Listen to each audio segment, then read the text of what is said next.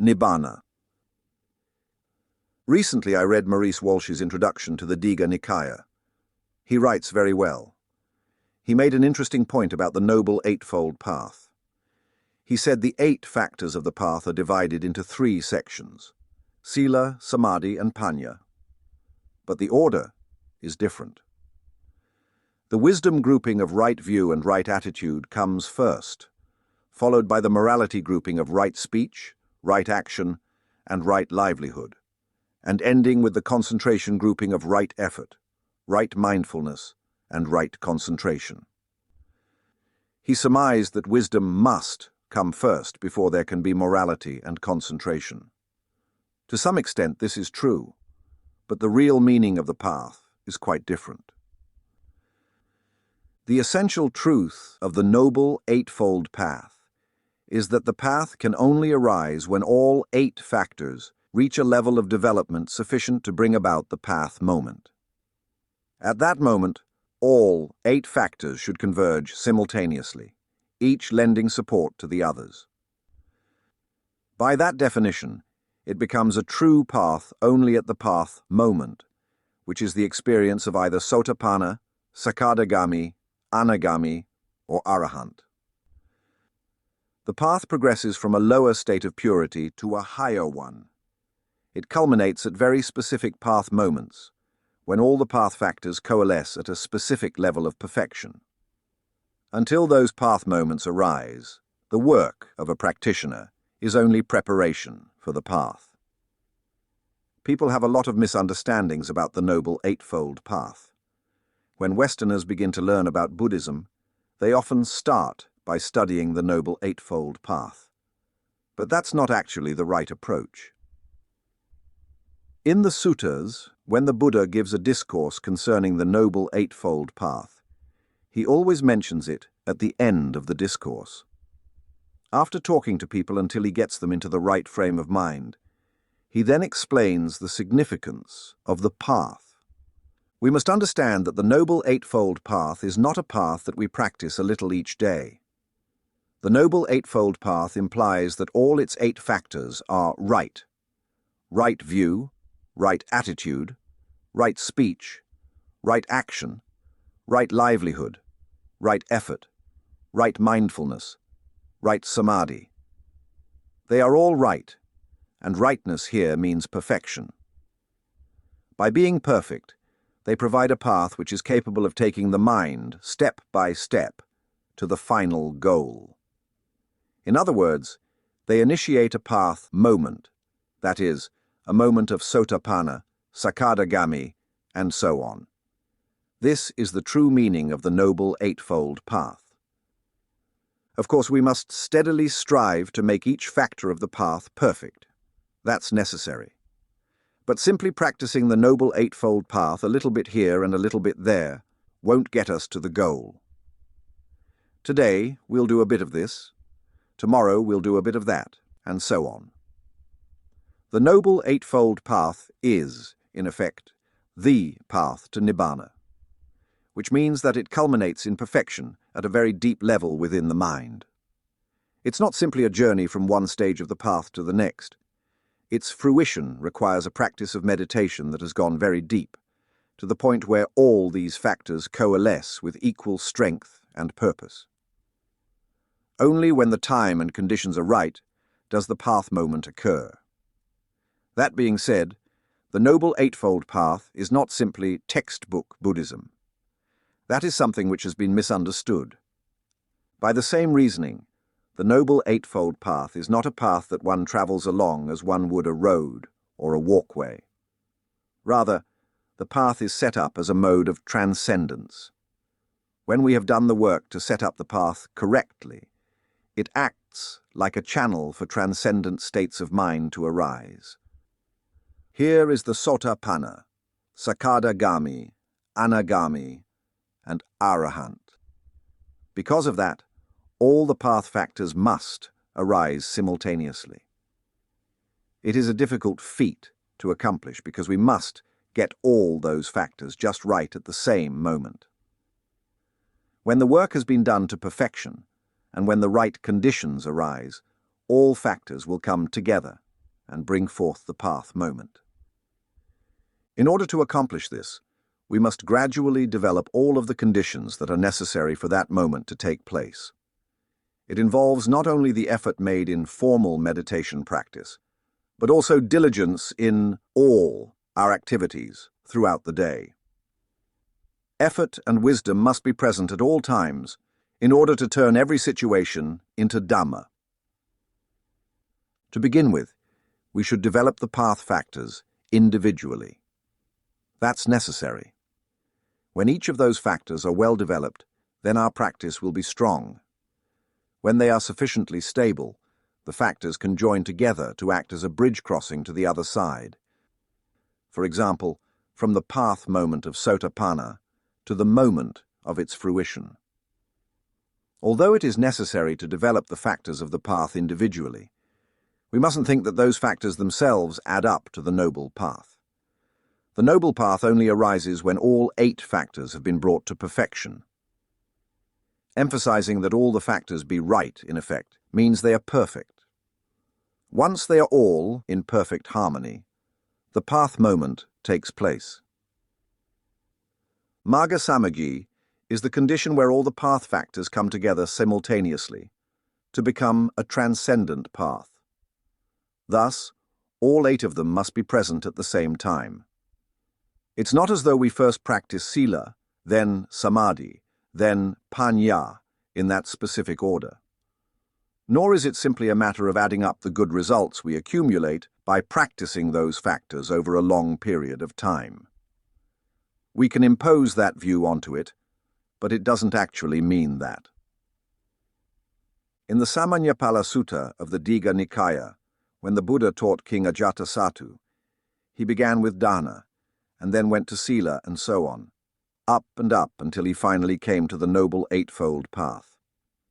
In other words, the Noble Eightfold Path came right at the end of the Buddha's discourse. After the Buddha had gone through the factors of the path, the king, who was very moved by what he heard, paid his respects and departed. The Buddha then told the monks that if the king had not killed his father, he would surely have experienced the noble path. This suggests that the path could not form for the king because his sila factor was weak, which prevented all 8 factors from coming together with equal strength. So, to fully realize the path, we must train ourselves in all the path factors until they are strong enough to be transcendent. But the path is a lot more than just a course of training, for it is by means of the path that the goal is directly experienced. Eventually, we can reach a situation where the goal is known, but not yet realized. In other words, we may know that the goal is real and know the general direction to follow to reach it, but there's nothing specific we can point to, no object we can see up ahead representing that goal. In truth, the goal is not something we attain by striving to go higher and higher. It's not like that. Actually, the goal is there all the time. What we must do is get rid of the things concealing it from view. Not gain something, but relinquish everything. That means we must get rid of all our wanting, all our attachments, all our wrong views, and all our delusion. Properly developing the path factors will eventually get rid of all attachment to anything connected with the world. When we finally let go of everything, the goal, Nibbana, is there. Then nothing is left for us to accomplish. Therefore, Buddhism is not a path of gaining, so much as it is a path of relinquishing. When all the factors of the path are right, they act like a bridge crossing from an ordinary mundane mental state to the state of Nibbana. Initially, the realization of Nibbana takes place momentarily, because the reverse pressure of the defilements is too strong for the mind to remain there. So, the mind reverts to mundane consciousness again, where more work must be done. The long-term effect of that experience on the mind is the creation of a stable foundation. We can say that when the mind attains any of the noble paths, It has known Nibbana for a brief moment. An aftertaste of that realization of absolute freedom remains with the mind, making it impossible for the mind to ever deteriorate below a certain level. Each of the 4 stages of the Aryan path is a very distinct and clear-cut experience. Whether or not we can put a name to the experience is not so important. We simply know that experience, and we never forget it. After attaining stream entry, for example, we will know very clearly that something extraordinary has happened, an experience that causes a big change in our fundamental makeup. Looking back later, we will be aware that since that time a noticeable difference has occurred. With stream entry, we secure an absolute faith in the Dhamma, because at the moment of stream entry, the truth is seen with total clarity. Having seen the truth, doubt about the truth will no longer arise. We also see clearly that the physical body is external to our personal identity. It is not us, nor does it belong to us. And understanding also arises that simply relying on ritual ways of behavior and other ceremonial acts will not lead us to the true path. At the same time, we realize the unambiguous necessity of practicing moral virtue. Because we experience these truths for ourselves, nothing can shake our faith in them. At the path moment, we gain an unshakable certainty that the path and its fruition are leading our mind away from the world.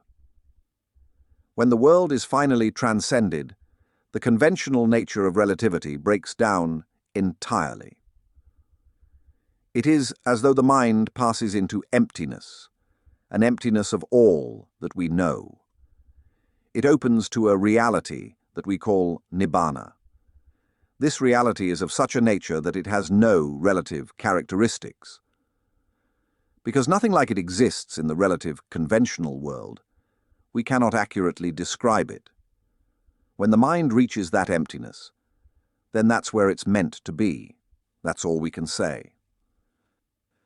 Interestingly, a momentary realization of the path leaves no traces in a person's memory. The Aryapugla is unable to remember precisely what happened at a path moment, because there is nothing in the experience of Nibbana for memory to latch onto. Thus, when Nibbana is experienced for a moment, a situation is set up where the goal is known, but it is not known in any concrete manner. We know with certainty that the path leads to total freedom. Knowing that, we understand how other practices like worship and ritual are only illusory. Those practices alone will never lead directly to Nibbana. It becomes crystal clear that the way to Nibbana is the path that the Buddha taught, the Noble Eightfold Path. At the moment of stream entry, we will experience our first taste of Nibbana, a taste of liberation that will beckon us to strive for complete fulfillment. Being unable to name and describe that experience in words is of little importance. Even the terms used in the Buddhist texts do not necessarily help us gain better understanding, mainly because we read them from a background that is unsuited to true understanding. We tend to view the picture they present from the perspective of our ordinary life, but that is basically a false picture where stream entry is concerned. People like to talk about the 4 stages of the Aryan path, but the language they use mostly misrepresents its true nature. In fact, only that first taste of Nibbana can resolve the issue. After that first taste, after the attainment of Sotapanna, the path turns into a causeway crossing to the other side, with each stepping stone located in its rightful place. Only when those factors are all properly in place can the mind cross over. The Pali texts say that Sotapanna is the path of discovery. In other words, wisdom awakens. Sakadagami, Anagami, and Arahant represent the path of effort. Once the right direction has been discovered, The effort put into eliminating the defilements carries the mind to the ultimate goal. In practice, this means that all 8 factors of the path must be developed until they reach their levels of perfection. At that crucial moment, the mind transcends the conventional world, and fruition occurs automatically. Concerning the noble path, the question arises, must all the path factors be at 100% strength for the path moment to arise? Or does its arising depend on the relative strength of the path factors that is sufficient for a particular individual? Personally, I think the strength of the path factors is an individual matter, dependent on each person's specific needs. The requirements for a certain individual to attain the path moment may lean heavily on some factors and less so on others. In the end, what's needed is enough combined strength to bring about a perfect overall balance in all of them. For example, when wisdom is strong, you don't need so much samadhi, though some samadhi is still necessary. With the other path factors fully developed, the samadhi will inevitably be right samadhi, because each factor of the path is a supporting condition for the other factors. Nonetheless, regardless of one's individual temperament, Nibbana is equally accessible to everyone. I would say that Nibbana is already there in everybody, and everybody knows it, but nobody recognizes it. Intuitively, we are aware that there is something better than this world, but we don't know what it is. Still, we are always searching for it. Because we have an array of senses at our disposal, we tend to focus out, in the direction of sights, sounds, tastes, smells, and touches, seeking true happiness in them. Of course, that's looking wholly in the wrong direction. When we focus out in the direction of the senses to find happiness, we become attached to sensory experiences and build up attachments to worldly gains. People nowadays think their happiness depends on economic progress.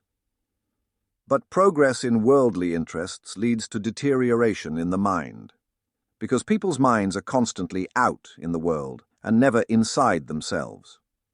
The way of Dhamma is just the opposite. Dhamma concentrates on removing mundane attachments and ultimately getting rid of all concerns about the world.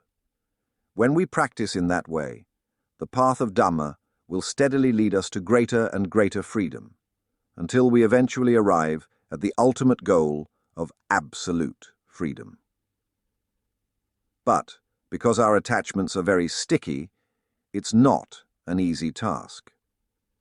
The ultimate goal, Nibbana, lies beyond the world, beyond attachment. The true nature of Nibbana is emptiness. When our consciousness is rooted in worldly concerns, however, we cannot become aware of emptiness. We have no means of knowing what it means. Instead, we hold tightly to false perceptions of me and mine, and our mental outlook is bound by these artificial conditions. So we remain stuck in a world of conditional reality. Nibbana, on the other hand, is totally unconditioned. At that level, there is no difference between one person and another. Because of that, knowledge and understanding at that level can be conveyed directly, heart to heart, without the need for verbal expression. But such direct communication requires minds that are already at that level to fully comprehend it.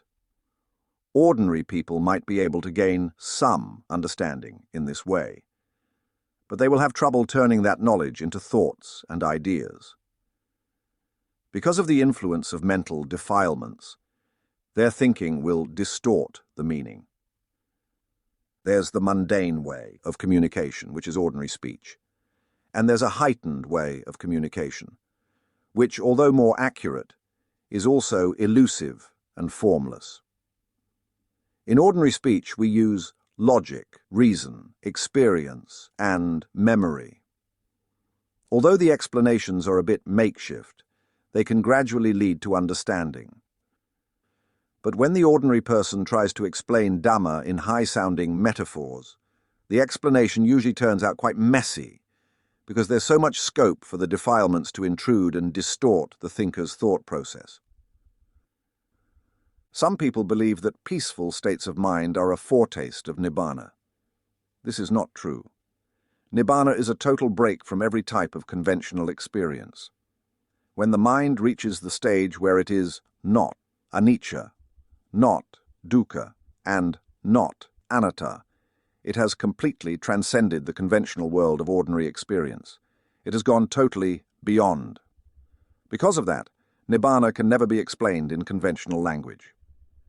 In the Sutta Nipata, Venerable Upasyeva addresses the Buddha and asks him to explain the state in which all conditions cease. The Buddha replied that when all conditions cease, all ways of speech cease as well. Nibbana is the unconditioned, so we cannot use conditioned ways of thinking to speak about it.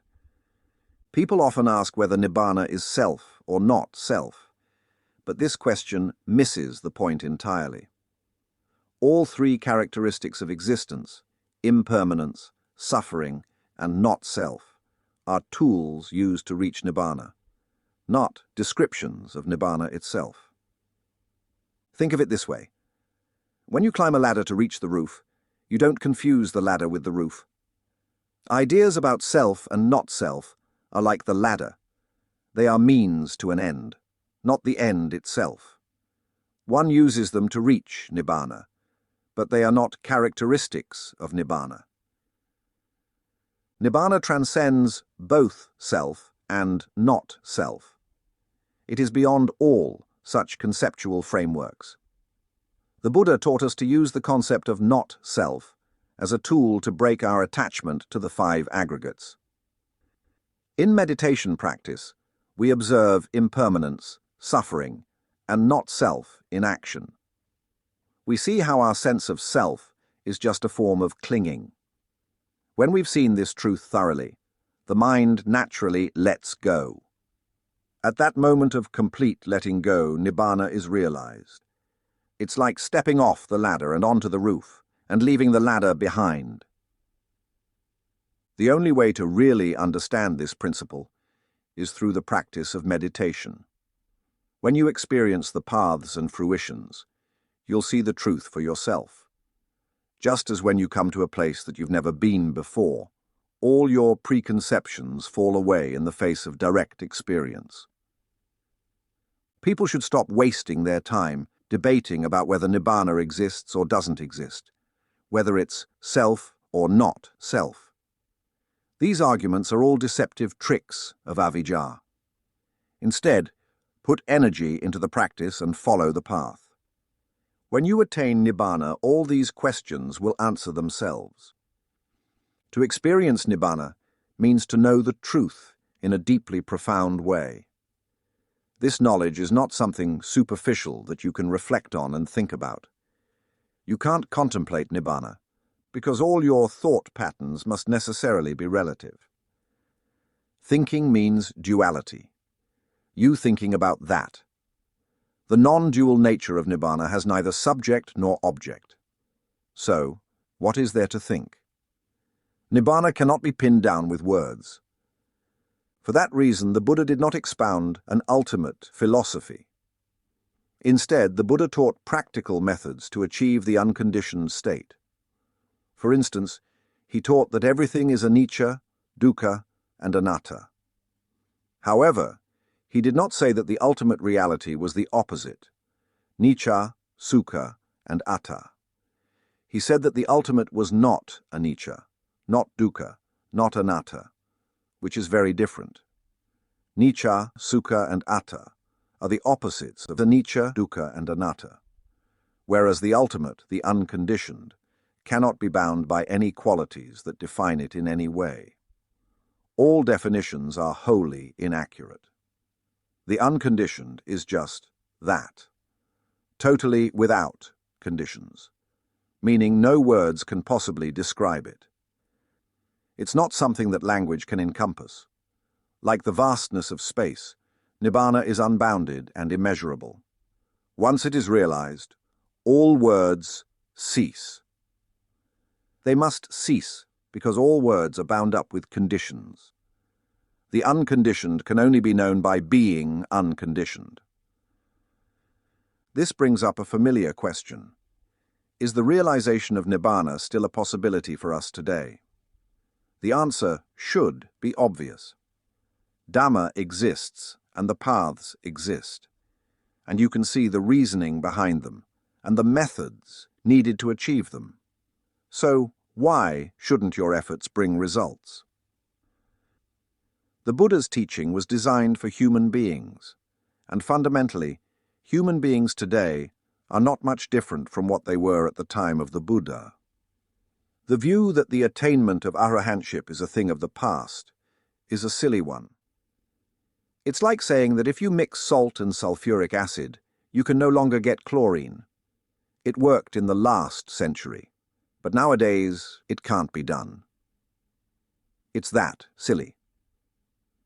Arahantship is a fact of nature, a state that is there in us all the time. It isn't as though it's something new to us.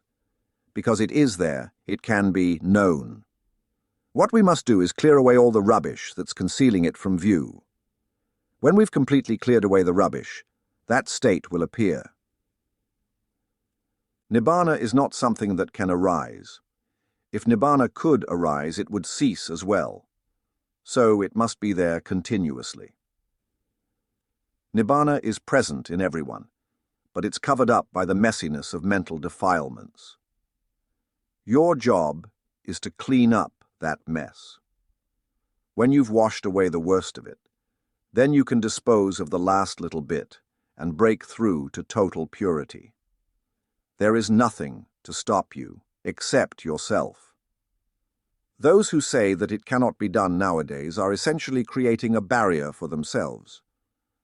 For them, Nibbana becomes impossible, because the belief that it can't be attained makes it impossible. When someone fully believes he can't become an arahant, he'll never try. Those who believe they can will at least try, and if they persevere, may well succeed. In the final analysis, if you try to understand Dhamma and Nibbana without attaining them first, you'll be left with little more than concepts and ideas, which won't be the real thing at all. Dhamma and Nibbana will just be ideas and symbols in your own mind. To actually know for yourself, you must realize that state. The stages of Sotapanna and so on are attainments where Nibbana is experienced, if only briefly. Withdrawing from those attainments, you can't remember anything about them, because memory doesn't function at those levels. You can only remember things that are relative, and those transcendent states are not relative. After withdrawing from Sotapanna, for example, you won't actually remember what happened. All you will know is that there had been a change. When Nibbana is first experienced, the truth of Nibbana is known, but later on, only the aftertaste of that truth remains. But the aftertaste does give you a complete faith in it. With complete faith, you have no doubt about the Buddha's teaching whatsoever. Because you have experienced Nibbana, you know unequivocally that it is the truth. In the end, Nibbana, the final cessation, comes when you can find absolutely nothing. You cannot even find the one who has found nothing. All distinctions disappear. It's not so much that you attain something, but rather that the one who does the attaining has disappeared. When that happens, talk about qualities like humility and equanimity misses the point, because no person is there to be humble or equanimous. Such qualities are merely conventional designations for constantly changing mental states. The comings and goings of mental states in no way impinge on the pure, unconditioned essence of Nibbana. In Theravada Buddhism, one epithet for reaching Nibbana is this: to arrive at the end of all questions. This doesn't mean that all questions have been answered. It means there are no more questions that can possibly be asked, because the basis for asking questions no longer exists. No one is there to ask the questions, and there is nothing to ask the questions about. The quest for Nibbana begins with our search for lasting happiness. Having failed to find that happiness by attempting to satisfy our desires, we see the danger in becoming attached to things that are unreliable, unstable, and constantly changing. As long as there's attachment to things that are changing, disappointment and suffering will occur when they cease to be what we expect them to be. No matter how hard we try, we cannot find anything in the world that is permanent and stable. Thus, we always fail to find lasting happiness. The Buddhist path is the path of eliminating craving, giving up attachments, and letting go of everything. When we practice in that way, Dhamma will steadily lead us to more and more spiritual freedom, until eventually we arrive at the final goal, the highest happiness, Nibbana.